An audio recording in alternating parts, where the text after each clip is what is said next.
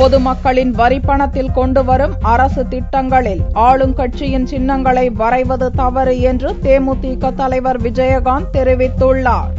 தேமுதிக தலைவர் விஜயகாந்த் ஞாயிற்றுக்கிழமை அன்று டெல்லியில் நடந்த அக்கட்சியின் பொதுக்கூட்டத்தில் கலந்து கொண்டார். திங்கட்கிழமை விமானம் மூலம் சென்னை திரும்பினார். சென்னை விமான நிலையத்தில் செய்தியாளர்களிடம் பேசிய விஜயகாந்த், அரசு மினி பேருந்தில் இரட்டை இலை சின்னம் வரையப்பட்டிருப்பது கண்டனத்திற்குரியது என்றும், பொதுமக்களின் வரிப்பணத்தில் கொண்டு வரும் அரசு திட்டங்களில் ஆளுங்கட்சியின் சின்னங்களை வரைவது தவறு என்றும் கூறினார்.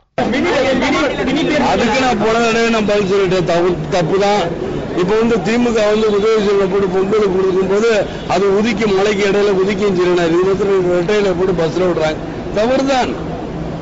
எதையுமே மக்களோட வரிப்படத்தில் இவங்க கட்சி படத்துல செய்யல, கட்சி படத்துல செய்ய விடுவாங்களோ செய்ய விட மாட்டாங்க. காமன்வெல்த் மாநாட்டில் இந்தியா பங்கேற்க கூடாது என தமிழக அரசு சட்டசபையில் தீர்மானம் நிறைவேற்றியது வரவேற்கத்தக்கது என்றும் விஜயகாந்த் தெரிவித்தார்.